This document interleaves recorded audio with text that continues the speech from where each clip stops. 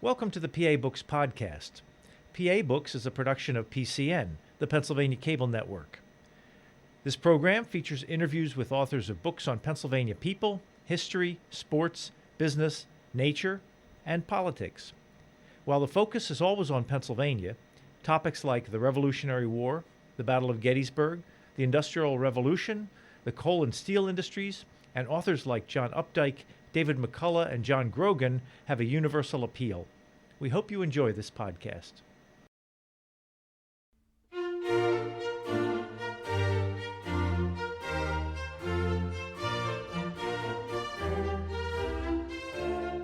This week on PA Books, Brady Kreitzer, author of War in the Peaceable Kingdom. Brady Kreitzer, author of War in the Peaceable Kingdom, the Kittanning Raid of 1756. Where is Kittanning? Kittanning is about 40 miles north of Fort Duquesne, as the sources say, but it's right up Route 28 from Pittsburgh. It's about a 55 to 1 hour drive if you're doing it at the right time of day. But it's very much one of these places that is like a very nondescript Western Pennsylvania story that we know, flourishing town, the kind of place that 50, 60 years ago, you wouldn't have to leave town much for work, for the dentist, for the doctors, to go grocery shopping. And it's one of these places that's trying to reinvent itself now in the 21st century in the wake of the loss of manufacturing in the region. But in the 18th century, it was a pretty happening place, and a place that most people in London or in France maybe would have heard of before. How would they have heard of it? Kittanning is one of the premier metropolitan native regions in North America. It comes up very unnaturally in that it's originally a settlement for refugees, which maybe we'll talk about the history of the Delaware people who live there. But as we get into the 1750s, in a place that is wild and expansive and vast like the Ohio country is, it's one of the premier Indian villages of the region. And very few Europeans ever see it, if except for the French agents who are using it as a launch pad to raid Pennsylvanian English villages. You mentioned the Delawares. Was that the tribe that populated it? The Delaware story is one that a lot of Pennsylvanians are familiar with. I think the Kittanning story, the story of the Western Delaware, far less so. It's one of the great things I think I discovered about writing this book was the shifting political ground in Pennsylvania in the 1750s. But the Delaware begin their story in what they called the Lenape hawking. They called themselves the Lenape, the original people. How did they get the name Delaware? That was courtesy of the English, a nice favor they gave to them. They came here and gave them a name that they were more comfortable saying than the original people. Did the Lenape then adopt that name, call themselves that? I think when it was expedient for trade, they would have identified as that. But as we'll see with the Western Delaware, this sort of faction that's very conservative and very extreme in their politics, I don't think they would have appreciated the gesture much, as it was sort of an identity that they didn't want to take on themselves. So when the Swedes and the Dutch and William Penn first came to Pennsylvania, was it the Lenape they encountered? Yeah, that's a really important part of the story. This story, in a big sense, is a story, again, of shifting political ground, political revolutions of all types, political revolutions between parties in Philadelphia, political revolutions between settlers from Sweden, from Scotland, from Ireland, and the English. And one of the big political revolutions is the Native Revolution that most people aren't familiar with. But the Lenape will be established in what is today the Delaware River Valley for centuries before Europeans ever arrive.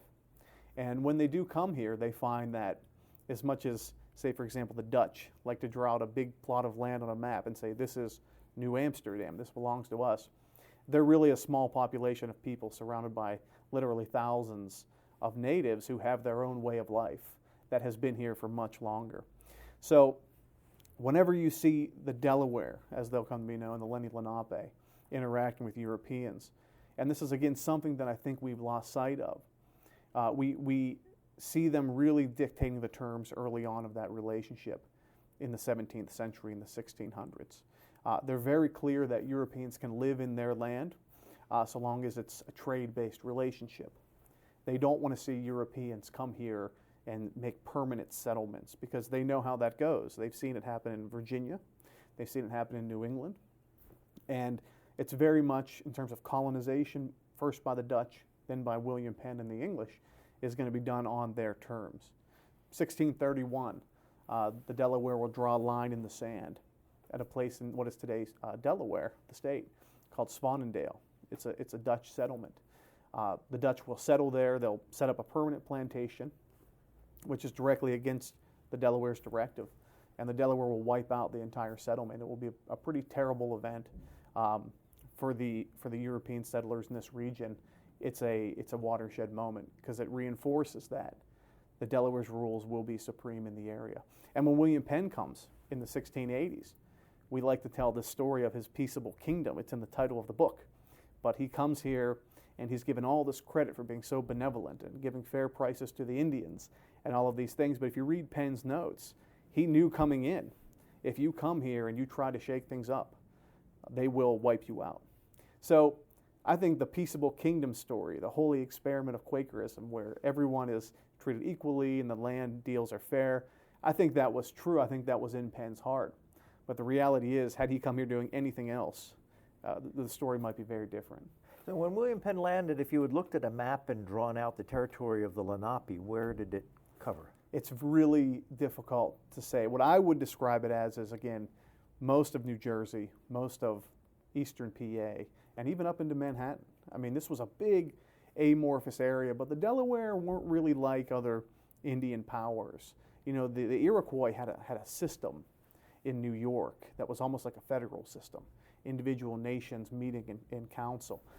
But the Delaware were much less a political group as they were a people living a shared way of life.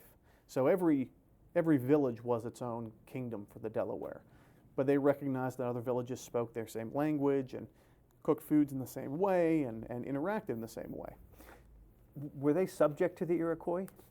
That would be part of the loss the Delaware would experience. As the Pennsylvanians come here, when William Penn is still alive, he gives them fair deals. They coexist peacefully.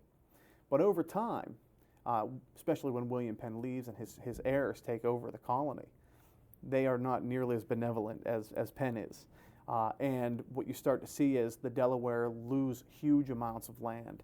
Pennsylvania grows from 8,000 to 15,000 to 25,000. And all that growth is happening in the Delaware homeland. So the Delaware are going to be pushed further and further east. And depending how you felt about the future of the Delaware people would depend on how far west, rather, you went. Some we call the Wyoming Delaware chose to live in what is today the Susquehanna River Valley, the Wyoming Valley.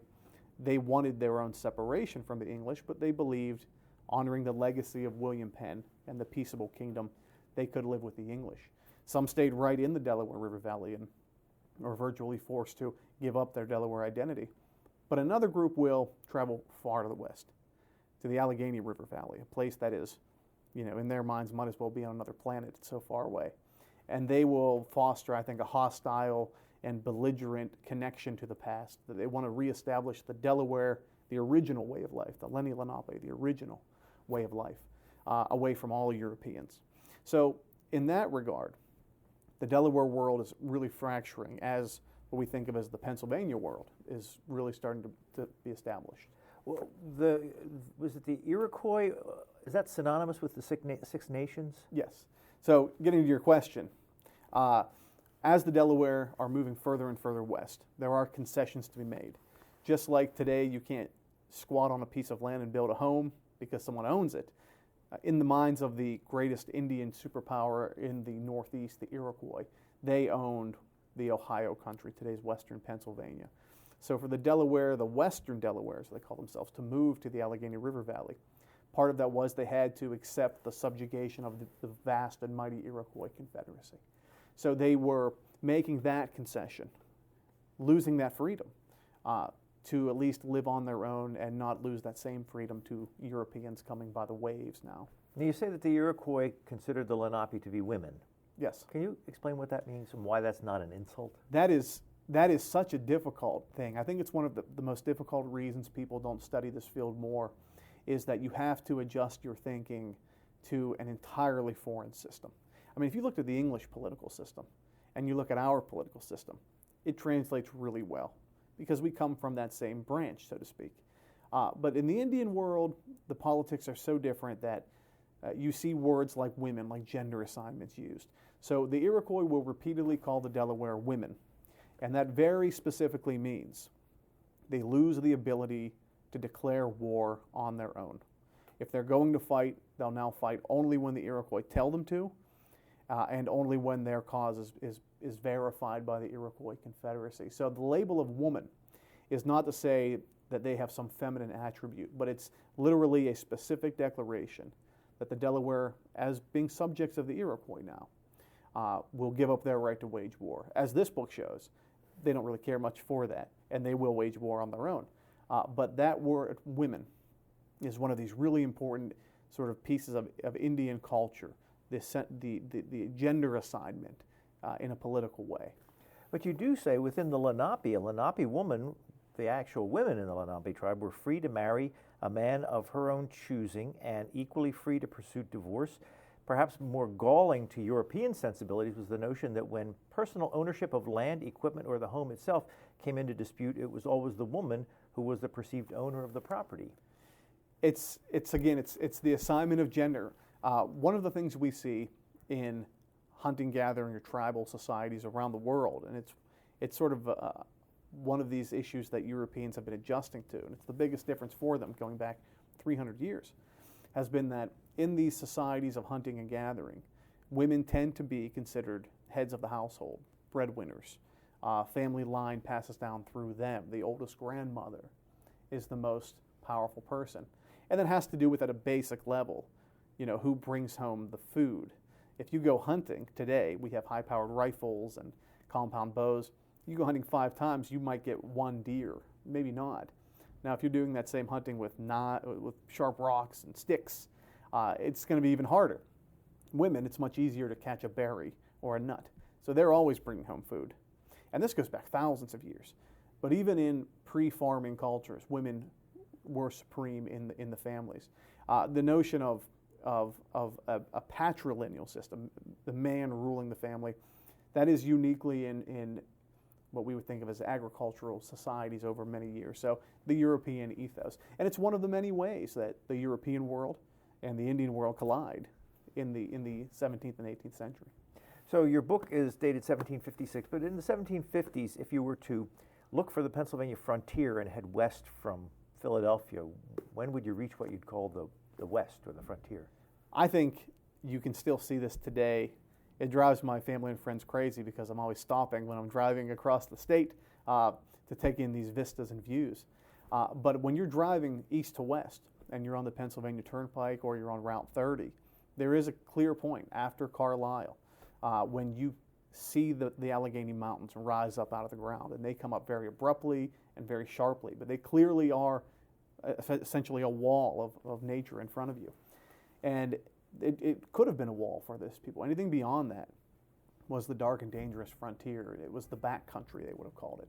And those mountains represented a full stop of European growth at that point. If you cross those mountains headed west to east, you see historical markers, you see signs. This was here, this town was there, that fort was there in the 1730s and the 1740s.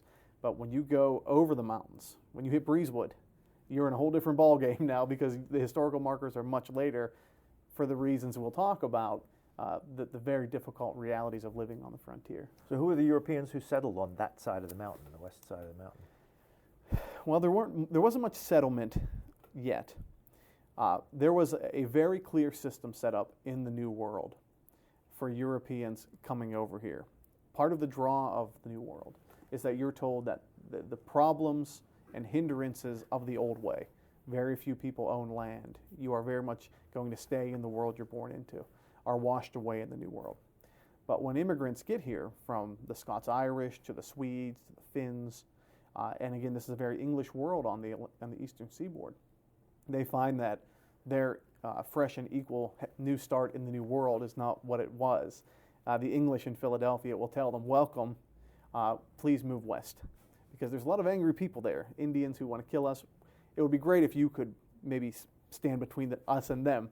So you have a lot of Scots-Irish settlers there, a lot of Presbyterians, a lot of Germans with their many different faiths coming to the New World, seeing that they aren't necessarily welcome in Philadelphia. There's an old order there by the 1750s, and they move west, and they are effectively the buffer zone between the horrible dangers of the frontier and what we think of as the settled east of Philadelphia. You say the Scots-Irish harbored an intense animosity toward the Quaker elites of the capital, meaning Philadelphia. Yeah, absolutely. You listen to politics today, and you hear the word elites thrown around a lot, and it's never in a good way. You know, you never want to be an elite to the person that you're talking about that with. So when the Scots-Irish would get here, they'd come here selling everything they have back home, if not being indentured to somebody when they already get here for the cost of travel. And they see Philadelphia. It's the second or third biggest city in the British world. It's amazing. And they find that as they move through the city, they're continuously pushed out and further away. And they're told, there's more land you can ever dream of back home, just a little bit on the other side of Carlisle. And if you can go there and settle and do your part for the colony, that would be great. But the Scots-Irish came here, I think, with a history of subjugation anyway. They were fiercely independent. They were fiercely Presbyterian. So their individual communities, in their minds, were entities all to their own. And Sundays at Mass, you would have these sessions of religious practice followed by long political arguments, because the Presbyterian congregation and their meetings was ground zero for politics for them. So there was this animosity toward the East. And some of it was fair, some of it was not, but they saw the Quaker establishment as the problem. They had most of the money, the Quakers. They held most of the land, William Penn and his descendants. And as we see, when the heat is turned up in the form of Indian War, those rifts really split open in a big way. How was Pennsylvania governed at the time? It had a governor, it had the Penn family, it had the Quakers. How did it all, who had authority? It was something I think that we would recognize today as a functional government. You know, we have this idea that our framers of our Constitution drew up our government from scratch, but it was very much taken from the English ethos. The idea that you have an executive or something of an executive branch, the king, and you have two houses of a legislature, the lower house and the upper house. And that was the essence of being English in the 18th century. George Washington was an Englishman until he wasn't, and so was Jefferson. The French were the great other. They had one absolute king. He controlled everything. Englishness was this separation of power in the government. So whenever we made our government here in the 1780s, we improved, we think, upon their system. So when we look at the colonies of England, if that's the essence of Englishness, you see each individual colony mimicking that too. There was an executive, which would be the governor. There was an assembly, which was the lower house, and that's really where the people's vote was held. And then there was an upper house, which was called the provincial council, and in the context of this story, they were in lockstep with the governor all the way. And they usually represented the very wealthy interests. So if you're the average person and you want to serve or you want to have your interests heard, your vote is best heard in the assembly. That's the lower house. It is not unlike our system today. The way our system was drawn up, we were not supposed to vote in the USA for Senate. That's only in the middle of the 20th century that we voted for senators. Governors picked them. Our voice was always the House of Representatives. And that is a direct adoption from the English system. And that's the system that ruled Pennsylvania. So you had an upper house, a lower house, and a governor. And they all had to be in agreement for any law to pass. And then what authority did the Penn family have? The Penn family were called the proprietors. And Pennsylvania was really unique, with the exception of Maryland in the New World of having this. But Pennsylvania was not a royal colony where you had a governor and a legislature independent. It was a proprietary colony. So the governor was always William Penn or a descendant of William Penn. It was almost medieval in that way. And William Penn was the governor. His son Thomas Penn and his other son Richard will become kind of dual acting governors after his death. And they will hold all the political power. Does that mean they owned all the land? It was theirs. It was like a medieval fiefdom for them. And they made very clear to be sure, they would never be taxed on that land. So they were interested in being English, this European style of living. They didn't want to live in Pennsylvania. Oh, his sons lived in. They lived overseas, England. so they would appoint what we call a lieutenant governor or an acting governor in their place, and that is not uncommon either. So the Penns sort of were the final say on what Pennsylvania does. And as other colonies are flourishing without that, a lot of people in Pennsylvania say we need to change this, make it a royal colony, get the Penns out of the story. Because one of the things they say is a requirement is that whoever is the governor they appoint, by law, they make them sign contracts. The one thing they will never do is raise a single cent on any taxable lands of the Penns. That's their number one obligation. Do not tax our estates.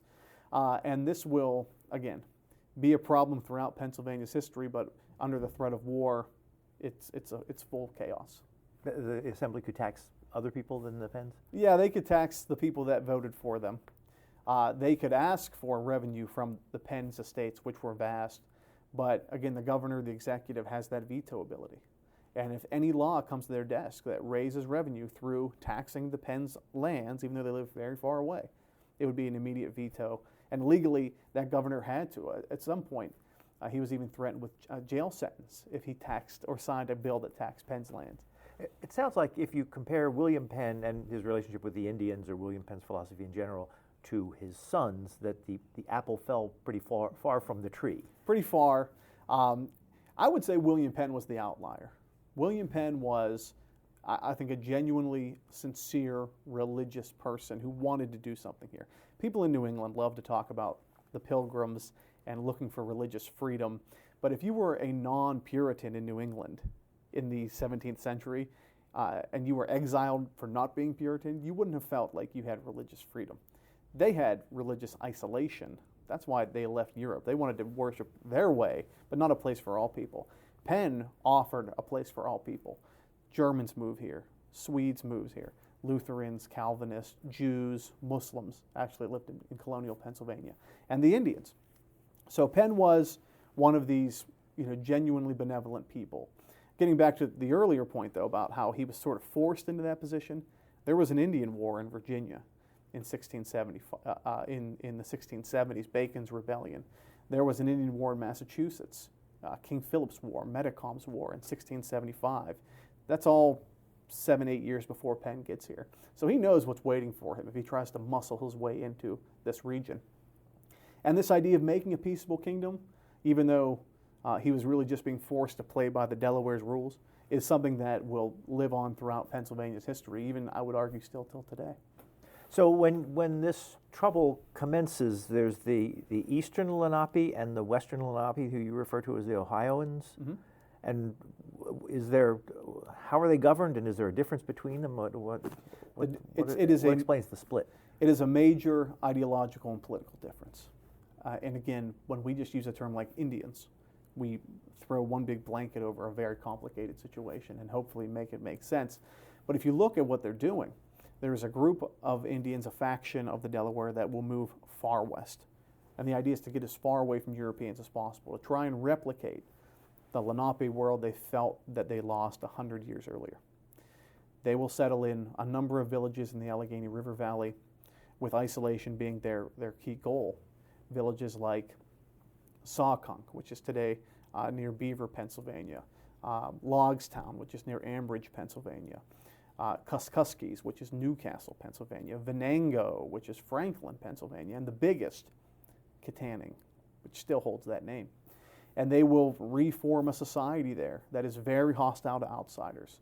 They're very distrustful, especially of the Penn family and the Pennsylvanians. And they just feel there's no possible way they could ever work with the Europeans from England, the Penn specifically, ever again. So they isolate themselves, they enclave themselves, and they develop this very insular viewpoint. The Lenape in the Delaware, in the Wyoming Valley, they're also hostile, but they feel like there is some common ground with the Europeans. So they can work with them. But if you had no love for the English or the Penns at all, then the Ohio country was your place. And they become so different in their viewpoint and their violent politics. I think you can call them the Western Delaware as a whole separate entity from the original Wyoming Delaware that first were forced out of the area of Philadelphia.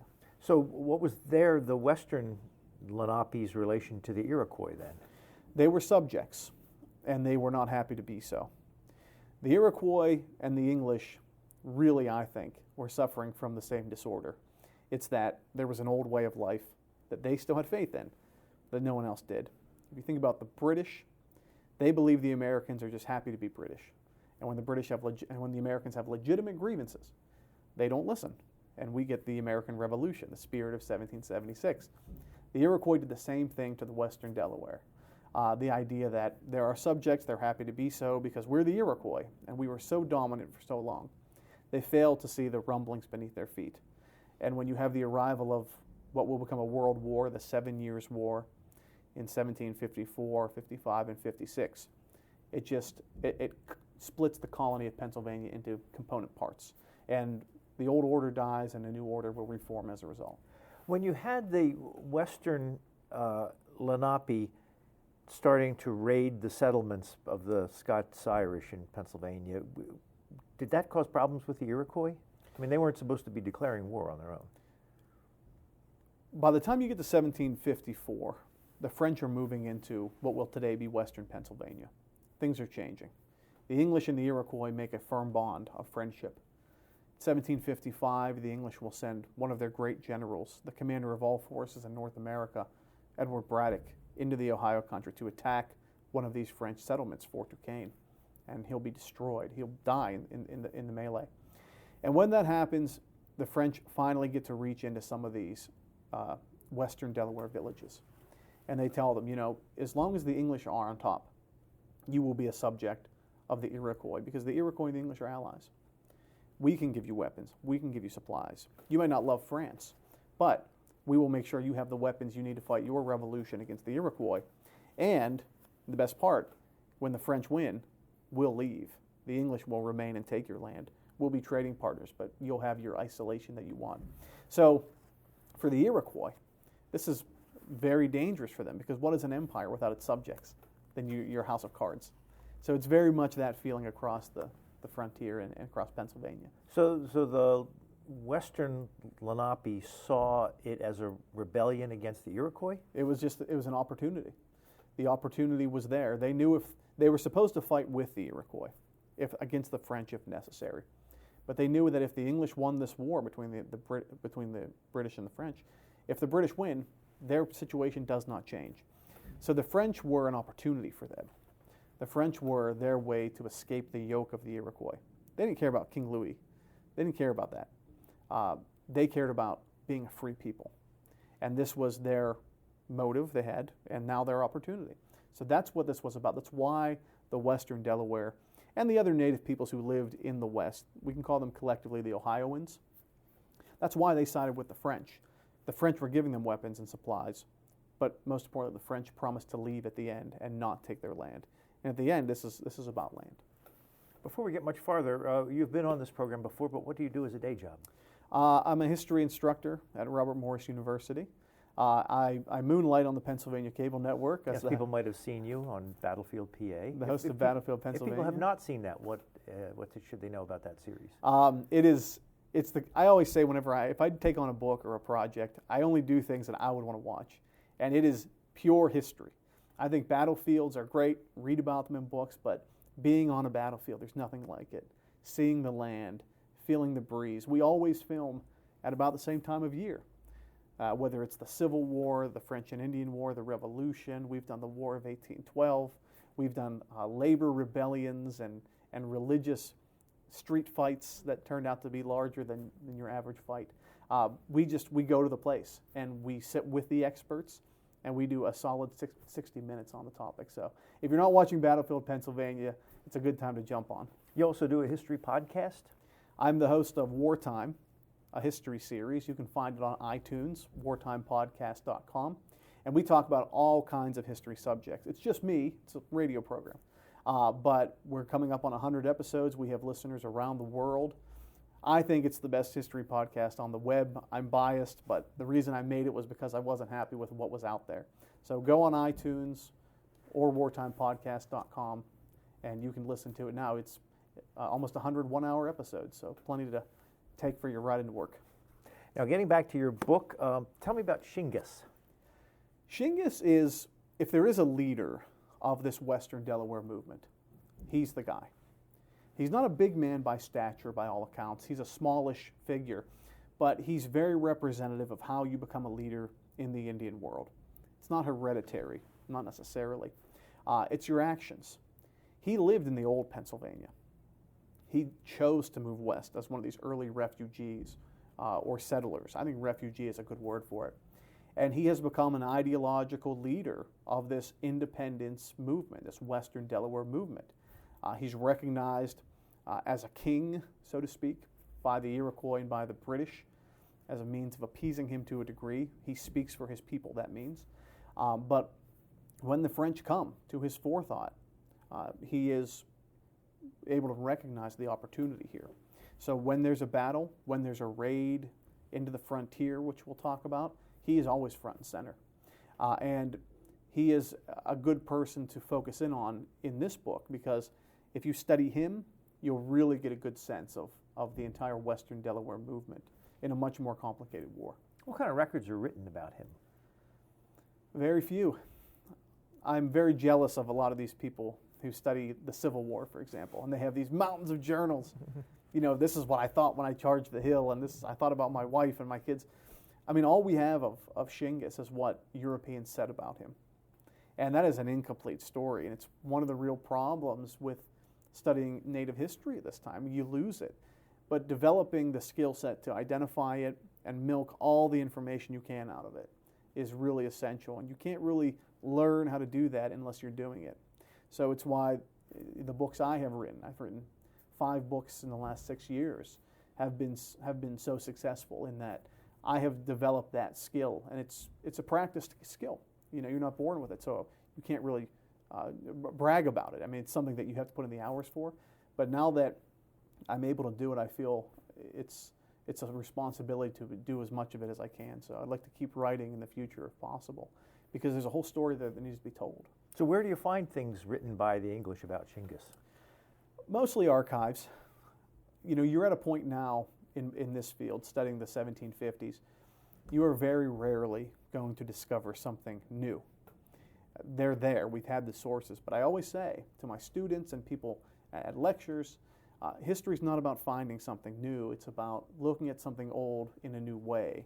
And that's very much what we're doing here. We've had these sources for 250 years.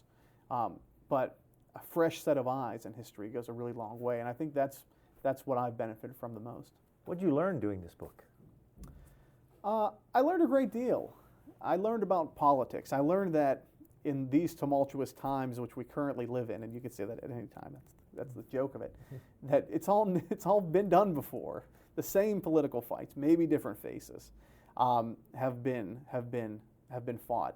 And when you see, you know, the partisan games between parties today being played, obstruction for the sake of obstruction, and no one's innocent of that anymore. It's happening in this book in the 1750s. I mean, Philadelphia, it's the same thing. And I make sure to go deep into the politics in this book, because I want people to see that as much of a chasm as there is between one party or another, that deal is always there somewhere. And if you can find it, you can really change history. Did Shingas ever take on the Iroquois directly, or did he just attack the European settlements just to prove that he could?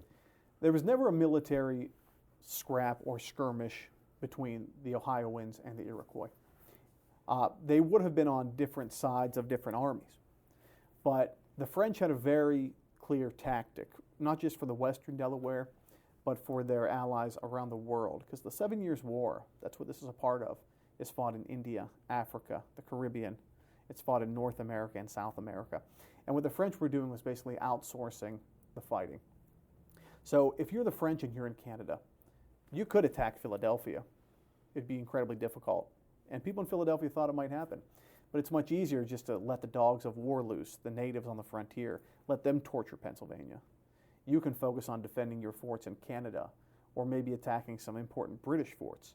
But the Western Delaware will be released over the mountains into the settlements of Pennsylvania, and they'll cause chaos. and they'll murder, and they'll kill, and they'll raid. And again, it will push Pennsylvania's politicians to a breaking point. You're going to have mobs forming to march on Philadelphia from the frontiersmen we've talked about, the Scots-Irish, the Germans. When the Germans are marching, you're in trouble because they're a pretty peaceful lot normally. And that's what the French were doing. It's about causing chaos. But if there was going to be fighting in Pennsylvania, outsource it to the Western Delaware. So they were the Western Delaware were busy fighting the Pennsylvanians, not so much the Iroquois. So how powerful were the Quakers in the assembly at the time? Because you had the Penns who didn't want to be taxed and the Quakers who didn't want to fight in response to the Indian raids? It is, if you'll indulge me, I can lay it all out. Say whatever you want. Because it's important and it goes deeper than how far we usually go. There are two major political parties in Pennsylvania in the 1750s. The Quaker Party, which obviously have the name Quaker in them, their religion was a big part of that, and the Proprietary Party. Remember, William Penn and his sons were the proprietors. So you have a party that represents William Penn's Quaker faith and their interests, and you have the Proprietary Party who represents the Penn family interest, which is almost all financial, by the way. Don't tax us. If you're a low tax person, if you would, using today's vernacular, a 1% person, you're in the Proprietary Party. But most people aren't. So what you have is the Quakers will dominate the People's Assembly because most people aren't wealthy and don't benefit from the Proprietary Party's policies. And were the Quaker Party pacifists? If you go to the museums, if you go to the tours of Philadelphia, they will say that. But the reality is by 1750, the Quaker Party has such a monopoly on power in the assembly that if you want to be anybody in politics and you can't break through to the very wealthy class of the Proprietary Party, you have to be in the Quaker Party. So most people in the Quaker Party, most famously Benjamin Franklin, by the 1750s, don't give a lick about William Penn's religion or his pacifism. They're much more an anti-proprietary party. They're there because they believe, using today's words, the rich need to pay their fair share in the colony. There are some die-hard religious hardliners in the Quaker Party. They are a minority, but they're enough of a minority that they can gum up the works for any legislation they don't want. So to be in the Quaker Party anymore is not a religious adherence to pacifism. Quakers believe that all human beings have the divine light of God in them. So to kill a person is to kill the light of God. So Pennsylvania never had a military, not a single military. And William Penn designed it that way. So by the time you get to the 1750s, you have Indian raids coming in from the west. You have people dying on the frontier saying, please protect us. And you have this group of people that Benjamin Franklin calls stiff rumps in the assembly that say, we won't vote for any military action ever. And it freezes up the government. The Proprietary Party is in favor of it. Most of the Quaker Party is in favor of it, because remember, they're not religiously affiliated with Quakerism. The difference is who's going to pay for it. In 1755, there's going to be an outcry from the frontier, defend us from these Indian attacks. Because again, the English aren't being attacked, it's the settlers being attacked. And the Quaker Party says, we'll do it. The Proprietary Party says, we'll do it. Where they hit a roadblock is, who's going to pay for it? The Quakers will say to the Penn family, you're paying for it. Tax to your estates. Penn's appointed governor, Robert Hunter Morris, will say, I can't sign anything that taxes the Penns. So that's the split. So the origins of the Quaker Party were pacifism and Quakerism, but by this point, it's in name only. Did the English have forts in the Pennsylvania frontier? There was really nothing of that sort when this war starts. October 16th, 1755, Penn's Creek is raided by Shingas and his warriors. Where's Penn's Creek? Penn's Creek today is central Pennsylvania. You're talking right over the mountains. There is a marker on the site. The name of the town escapes me because it's a lot of rural area out there. So it's sort of one of these situations. The marker would be on a road, not near any specific town. But Scots-Irish families are living there. The warriors come in, they raid, they kill, they take captives back to Kittanning. Kittanning is where sort of like the heart of this whole movement is. And people start to clamor for rights. The frontiersmen will say, these Scots-Irish Presbyterians, you need to do something to defend us. In Philadelphia, it's government as usual. They can't get a deal done. The proprietary party is very quick to say, though, it's these pacifist Quakers that are the problem. So now the proprietary party has a loyal base amongst the frontier. These people are, these hardline Scots-Irish are now proprietary people. But that's the issue they have. There's no military force. And the hardline Quakers won't go for that. They ultimately do sort of come to an agreement that they can do something, and that something is to build forts, to your question. And they look at where these forts could be built, and they say, well, Mother Nature has given us this great fortification in the form of the Appalachian Mountains. Let's just build a select few forts at the major mountain passes that the natives are using to cross over. And you'll see in the spring of 1756 the construction of these forts, garrisoned with a skeleton crew of men. But you know, when you have Virginia putting up hundreds of troops under guys like George Washington, and you have New York gathering up troops, and the British are saying to Pennsylvania, what are you doing? They're sort of saying, well, we built these forts, maybe that might do something. What would a fort have looked like? If you were being attacked by these Indians and you saw what they built, you wouldn't have been very happy about it. It's popsicle sticks in the woods. You know, it's timbers cut down. There's probably a stockade. Most of these were built really fast. They would not, as time would tell, be able to fend off really any kind of attack. What they did do was made people feel safer. But even then, whenever one of these forts will fall, it reveals just how weak the position really is. It makes it so that in Pennsylvania, a place that for almost 100 years there's never been an army marching under its flag because of its adherence to William Penn's legacy, which is long gone. You have to do something to defend your people, and those forts just aren't enough. But if you would have seen one of these forts, I don't think you would have slept any better. How did Benjamin Franklin become Colonel Franklin? One of the grand bargains that's made, it's one of the most controversial parts of the book, and as far as I can tell, my research is some of the only research on it, was that in 1755, there's an effort to raise 60,000 pounds for the defense of Pennsylvania. It's called the Militia Bill, and it's the first money ever accrued for defense of the colony. This is William Penn's Peaceable Kingdom. There is no military action. And the chief voice of the assembly of the Quaker Party is Benjamin Franklin. Long before the Revolution, it's Benjamin Franklin. He puts together a bill for 60,000 pounds. He asks that 5,000 of it come from taxing William Penn's lands, or Thomas Penn's lands. And the bill's vetoed by the governor. He says, I can't raise any money that's going to come from Penn's lands. People will continue to die on the frontier. In Lancaster, there's word coming that some of the Germans living there are going to march into Philadelphia and burn it down if they don't do something to defend it. So, and this is one of the most controversial points, I think, in the history of the colony. It's a stalemate for weeks and then 4 months. And then finally, out of the blue, the governor, Robert Hunter Morris, comes out with a letter saying, I've been authorized to give you a one-time gift from Thomas Penn of 5,000 pounds, which will fulfill his obligation of his lands. But it wasn't a real gift of 5,000. But it wasn't a real gift. As it turned out, he was just, it was the rent that was owed to him in the colony. So he was transferring the rent to them. But at that point, Franklin said, listen, we have to pick our fights. We need some action. This is as good as we'll get for now. And it shows you how petty politics can be. I mean, this one issue froze the entire thing, and a one-time gift of 5,000 pounds does it. So that will allow for militias to form in the colony.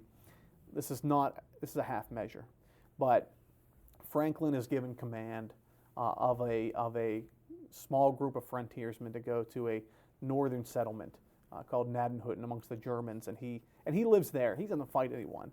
You know, it's a political appointment, but it's very much a show for both parties to say we're trying to do something here. Until they can come to terms on how you're going to fund a long-term military solution, the bloodshed will continue. So is there ultimately a long-term solution? It's not one that is very satisfying. I mean, there isn't a grand bargain to tax Penn's estates that the Assembly enjoys. The way it basically breaks down is there will be a series of raids on the frontier in 1756. Fort Granville, which is the biggest fort they built the previous year, will be annihilated by a warrior that is probably second only to Shingus, named Captain Jacobs or Tawea. And this puts the heat back on Philadelphia. Do something, get a deal done. And it brings all hands on deck.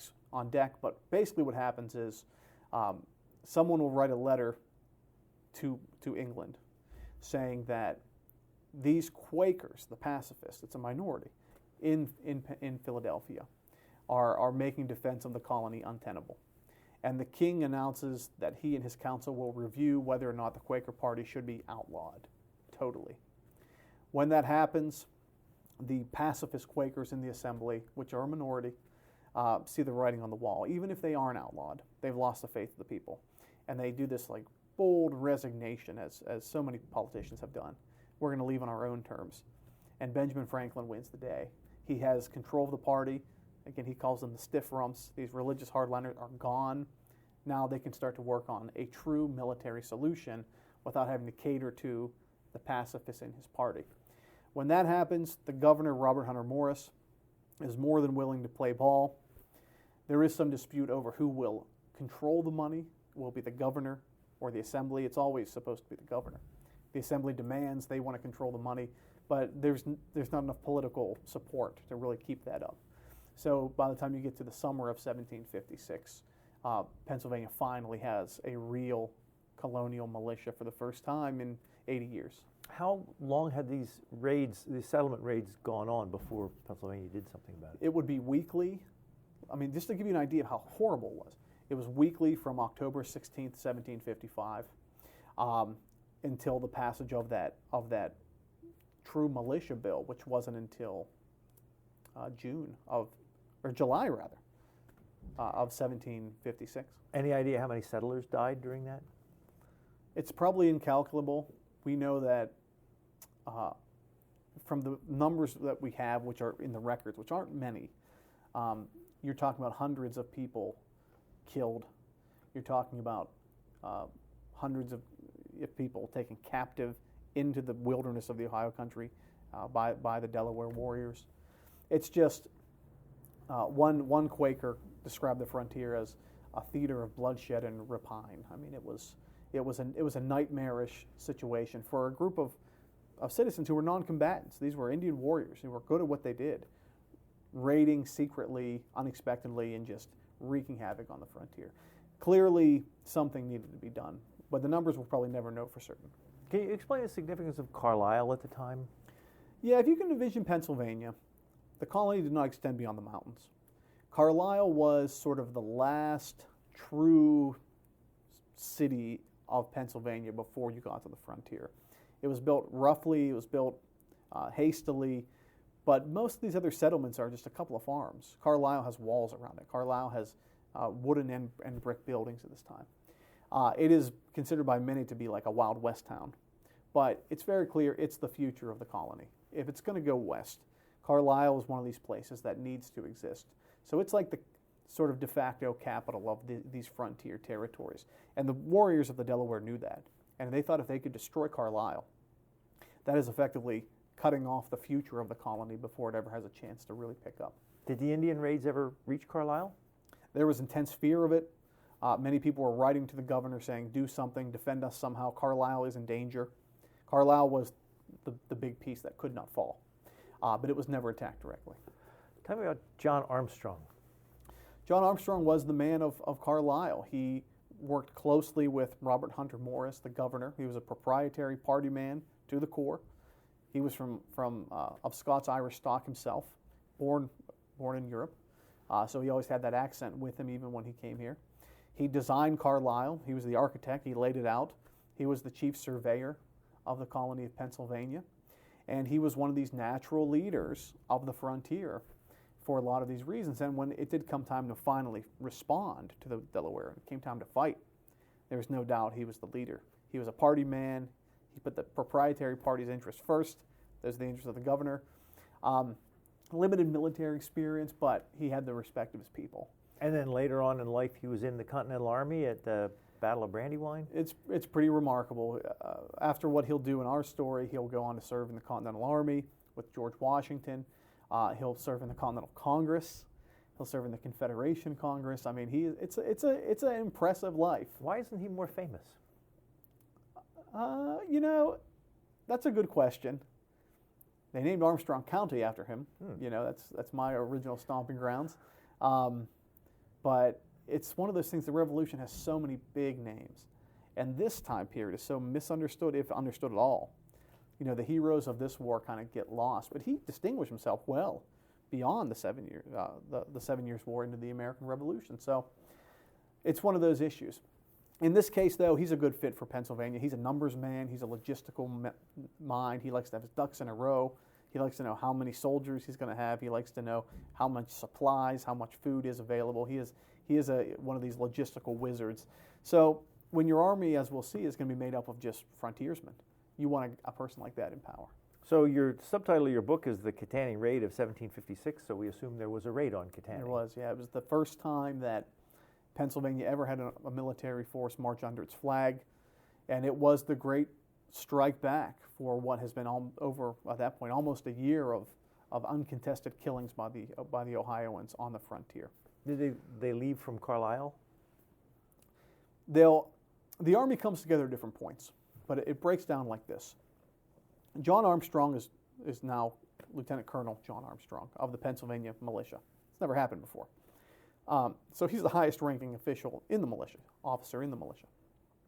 He will be given an order to accrue 350 men, 7 companies, 50 men apiece. And he wants that because, again, he's a numbers guy. He's a logistical guy. He's a road builder. He doesn't necessarily lead as we think of as a military leader, but he knows he needs those numbers. He has to pick leadership from the frontier to lead the men. Some of that's built in, some of it's new. He has 4 men that are already garrisoning those forts that were built the previous year. Men like Hans Hamilton, Hugh Mercer will be a Revolutionary hero later. His brother George Armstrong will be one of them. Edward Ward will be one of them. He will lead one of these 50-man battalions himself. And then he gets 2 other figures, which I think is really interesting and really speaks to the frontier. One is the Sheriff of Cumberland County, John Potter. This is a man that is not a military person. He's civilian law enforcement. But to be sheriff, you need the trust of all of the people of the county. He's Scots-Irish. He's their guy. And the 7th leader he picks is a man named John Steele. He's a minister. They call him the fighting parson. Iron John Steele sometimes. And he is like a guy that if he was around today would have, I think, certainly had a political radio show. I mean, he's fiery. He gets heated up. People love him. No military background. But if you can get a force of 350 men together and you can march into the wilderness and attack what's considered to be the heart of darkness of this whole thing, Kittanning, that one town where the captives are taken, where Shingus lives, where all these raids are coming from, where the French are aiding them. If you can destroy that city, it would be such a statement. And that's the goal, that's the target, and this is like the super group he kind of puts together to go and march and do it. We won't have time to talk about the whole raid, but I do want to ask you, you mentioned Hugh Mercer. And would you tell the story about what happened to him? Hugh Mercer is a person that in 1755, he's an immigrant, Scotland. He fought with Edward Braddock. He fled Scotland as a fugitive, but he fought with Braddock. He was a doctor. He was a leader of one of these forts that was built a year later in Pennsylvania. And he will lead what, by all accounts, is a group of 50 of the most ragtag soldiers they have. These are not professional soldiers. He has no faith in them. Mercer gets shot in the battle, breaks his arm. He goes back with his men, and they basically abandon him on the battlefield. He rolls off the road. He sleeps until nightfall. He travels from Kittanning to basically today Breezewood, traveling only by night, eating freshwater mollusks. One time he picks up a rattlesnake and eats it raw, and he makes it back to the Fort Littleton, which is there, and he's saved. But it's like a remarkable survival story, and the whole force leaves him behind. He'll go on to be a hero of the Revolution. He'll die a very heroic death by all accounts, with fighting with George Washington. He becomes good friends with Washington. But he's one of these sort of larger-than-life figures, and this is his start. You know, so what he'll become is bigger, but he really cuts his teeth here in the Kittanning campaign. So the actual raid on Kittanning we will not have time to talk about because it takes up a big part of your book. But does that stop the Indian raids? It gets to the core of the book, and it's that it doesn't. You have all this to do, to make the whole book simple, a big to do, about politics and arranging revenue and sources. The Kittanning raid happens. Kittanning is totally burned down. It's completely destroyed. Blew up a lot of gunpowder. Gunpowder that the French gave these warriors blew up in the warriors' cabins and homes. It's gone. The village is gone by the time they leave. And the issue you face is you have to gauge the success. Well, their number one target, as the book will lay out, is to save captives. There's over 150 captives in Kittanning. They come back with 7. 4 of them were killed in the retreat. Okay, so that's not successful.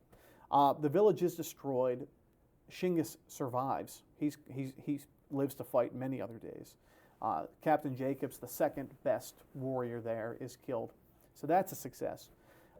But the raids actually increase the following year in 1757.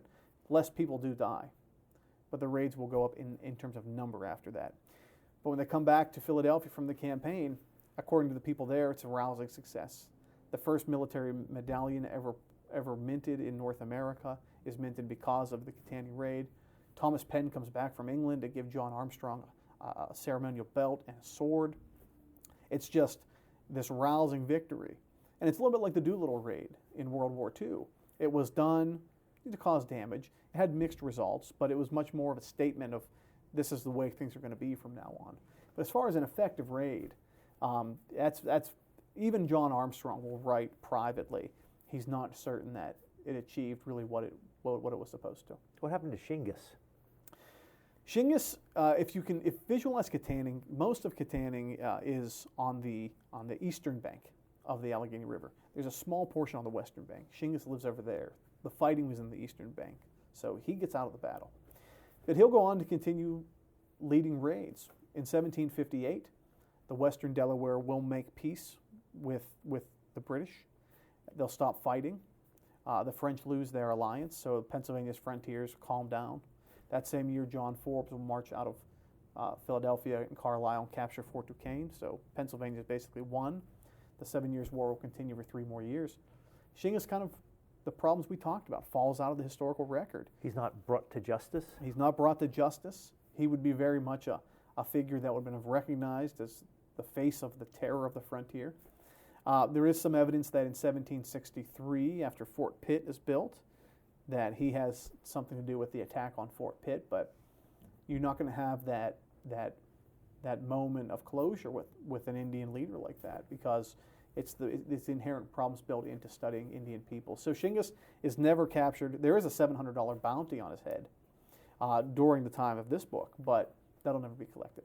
Does Shingas ever settle things with the Iroquois? That's the end of an order. I mean, after the 7 Years' War, the Iroquois' domain over the people of the Ohio country is virtually destroyed. They may control the Min name, but that taste of freedom was so strong. And that's part of the reason that as soon as the 7 Years' War ends, the Ohioans who rebelled against the Iroquois, even though the Iroquois and British patch things up, they start what we call Pontiac's Rebellion. Those same warriors continue the fight against the British as they've done for the last 10 years. So that's the end of that old order. And that's a lot of ways what this book is. The political grounds of Pennsylvania shift, and then ultimately it collapses and a whole new order comes out. If you go to Kittanning today, is there anything of this to see? It takes some imagination. Most of Kittanning was gone that day, September of 1756. But if you go there today, the landscape still looks the same. The river, the Allegheny at that point, it's not like the Allegheny in Pittsburgh where it's hemmed in and modernized. It's still very much a naturally flowing river. Natural banks are still there. So you can stand by the river. You can see the rising nature of the ground, which the soldiers talk about. You can rebuild it in your mind. But as far as structures go, buildings go, I mean, it's a modern town now. Well, if we had more time, we could talk about the raid itself, but you'll have to read the book if you want to find that out. The book is War in the Peaceable Kingdom, the Kittanning Raid of 1756, and we've been talking with Brady Kreitzer. Thank you very much. Thank you. You've been listening to a podcast of PA Books, a production of PCN, the Pennsylvania Cable Network. We'd like to hear from you. Our email address is pabooks@pcntv.com. Like us on Facebook to learn more about PA Books.